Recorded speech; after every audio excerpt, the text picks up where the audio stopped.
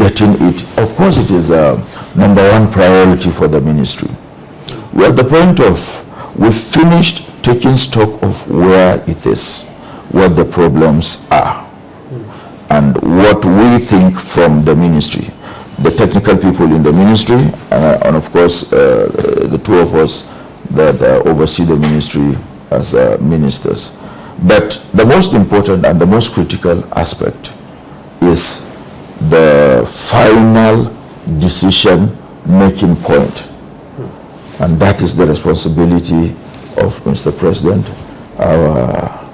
our boss, and that will be taken at the Federal Executive Council level.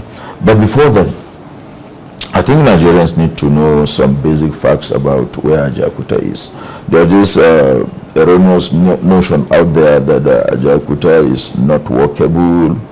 It is obsolete, like you said. It's just scrap and needs to be just pieces, and let's forget about it and move on. No, it's not as bad as that.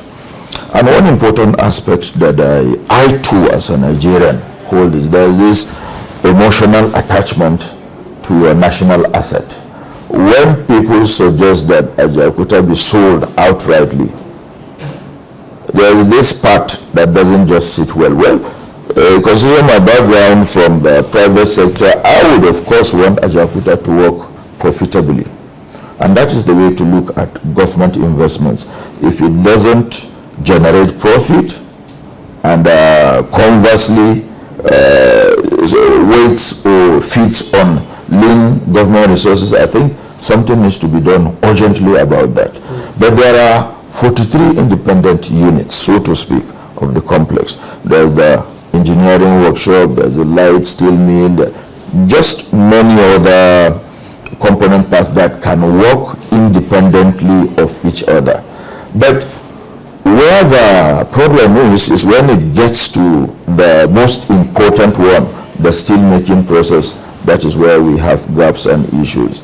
For the technical people who understand better, it's like you have some components that are ready. It's worked before now, but somewhere in between, we had problems with the management, and it was concession. Concession never worked. We bought back our rights over the company, and we're starting again. How are we starting again? I told you earlier that we have a team of people who came to look at it. They came to look at it with a view to providing solutions on the shortest ways and the least expensive route to take to get it fixed. We have our reports on ground. Some of the things are confidential. You don't come to national TV and say, okay, we finished this, this is how much it will cost to do this and that. But we are working. I want Nigerians to believe us for once that this government is serious about Ajaokuta. And like I said earlier, it's about the most important task on our table. And we intend, God helping us, within the life of this administration, to get Ajaokuta back to work. We can do lots.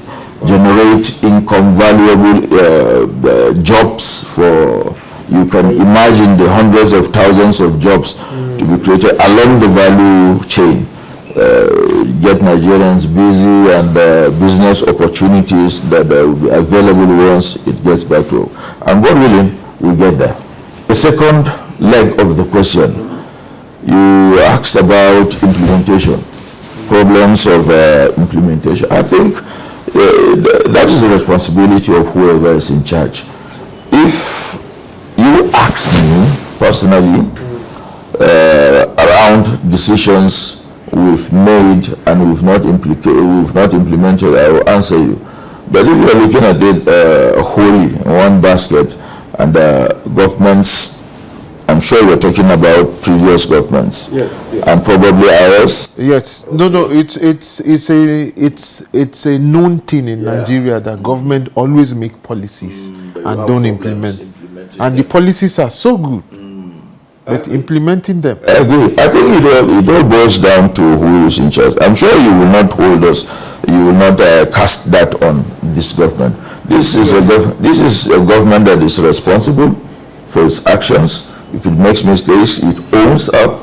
If there are gaps, it corrects them almost immediately. So I think we are moving away from that. It's work in progress, but we are doing things differently.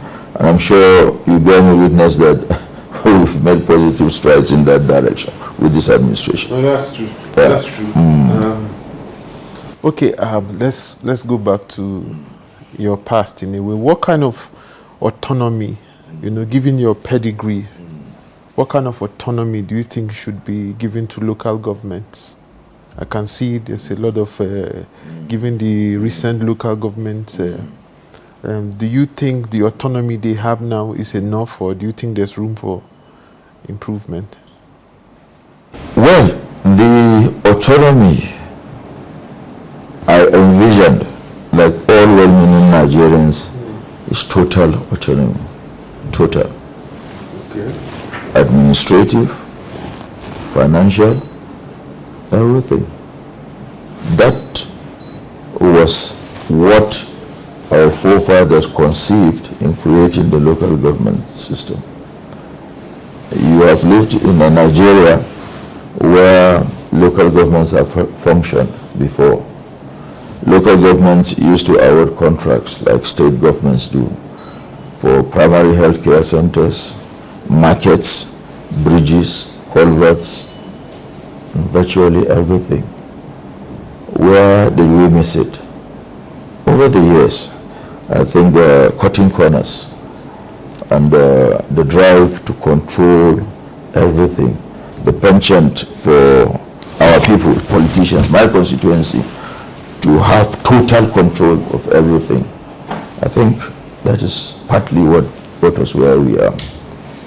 I would want to see a Nigeria in my lifetime where local governments are 100% independent, where the people can hold whoever they elect as the chairman of the local government responsible for his actions or inactions, where the people who vote in the chairman can go to the local government and ask him direct questions. Why are there no drugs in this primary health care center?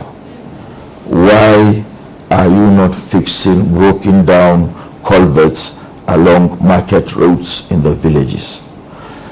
Unless Nigerians get back the opportunity to vote, I mean vote as in voting, not the corny type of voting we see now. We all have responsibility. You don't expect government to do everything. I'll give you an example. Mr. President, through the National Assembly, we thank them a lot, graciously approved this autonomy for local governments.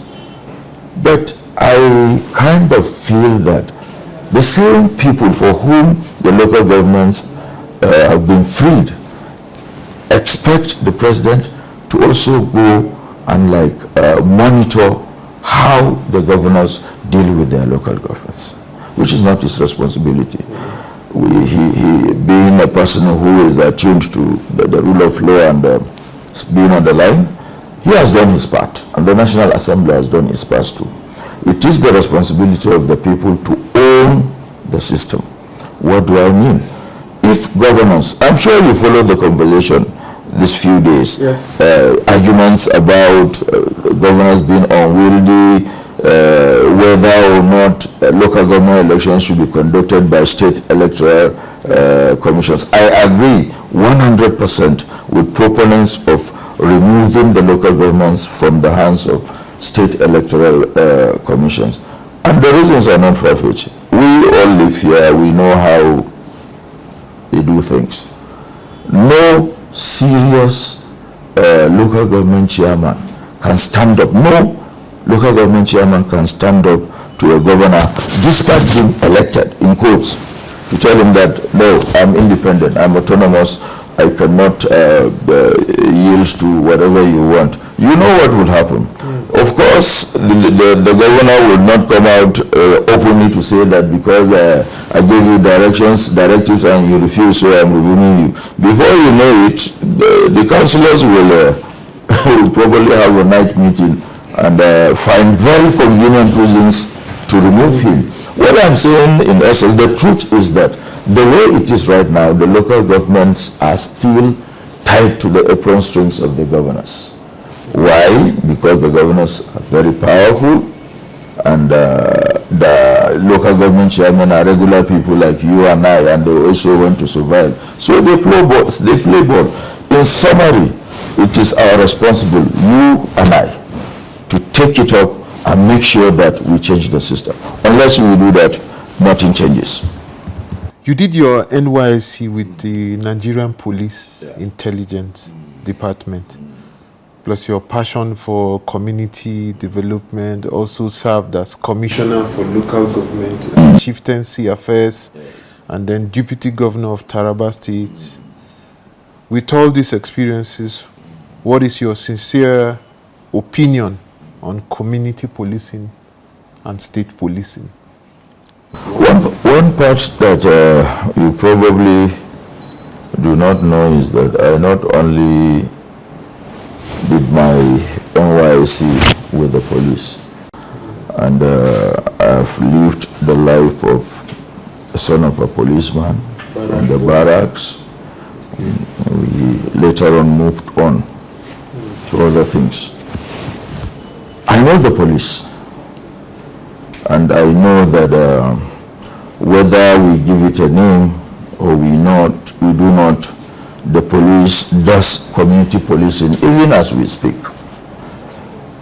You see, I have this probably warped understanding of issues with Nigerians. We like to give titles, appellations, instead of facing issues and the problems.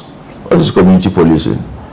That aspect is just the aspect that involves the people component in generating intelligence, relaying them to the police. It has always been there. The community has always been involved in policing. Anyhow, I think the missing link is probably staffing. Do we have the numbers? Nigeria has moved from 50 million populations to almost 250 now. But have you checked the number of active policemen against the population? How many people do we have to a policeman? You'll be shocked when they tell you the numbers.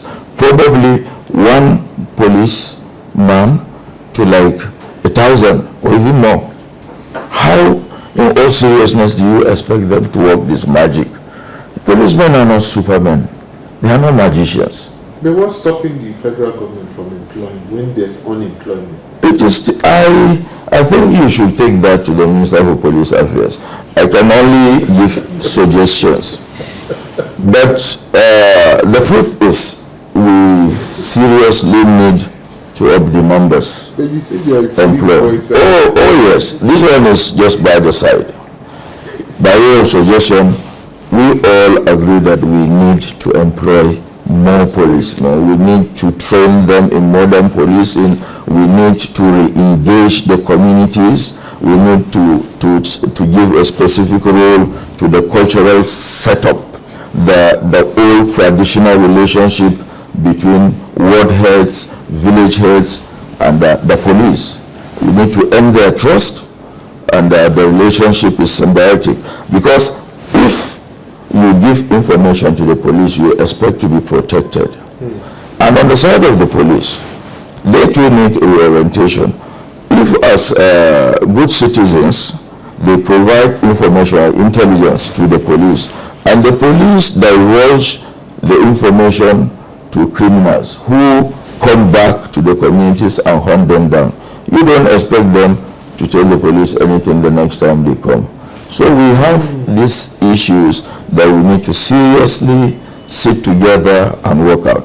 But the most important in all of this, as far as I'm concerned, we need to employ more policemen, both at the officer level and at the other ranks level, and have them trained and retrained constantly on modern methods of policing, and check their welfare too.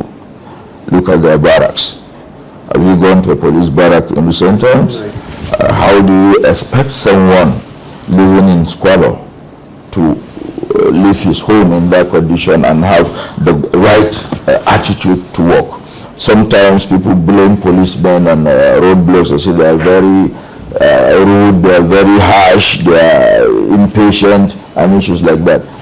Wouldn't you be impatient if you leave your house the rainy season and it's leaking, and you have your family back home, you're expected to put out this positive outlook to work and deal with issues? They are very serious issues.